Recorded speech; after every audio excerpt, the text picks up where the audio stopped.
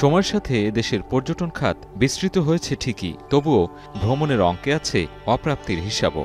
সাম্প্রতিক রাজনৈতিক অস্থিতিশীলতা, অনুন্নত যোগাযোগ ব্যবস্থা, নিরাপত্তা, ভিসা জটিলতা সহ নানা সমস্যায় ভুগছে এই খাত।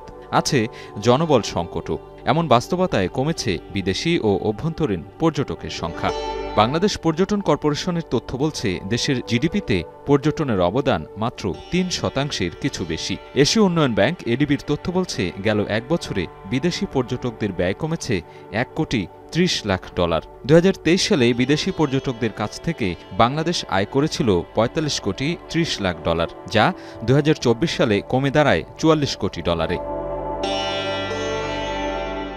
বিদেশি পর্যটক আকর্ষণে প্রচারণার অভাব, মাঠ পর্যায়ে দক্ষ ট্যুরিস্ট গাইড না থাকায় একদিকে যেমন ক্ষতির মুখে পড়ছেন তারা, তেমনি রাজস্ব হারাচ্ছে সরকার।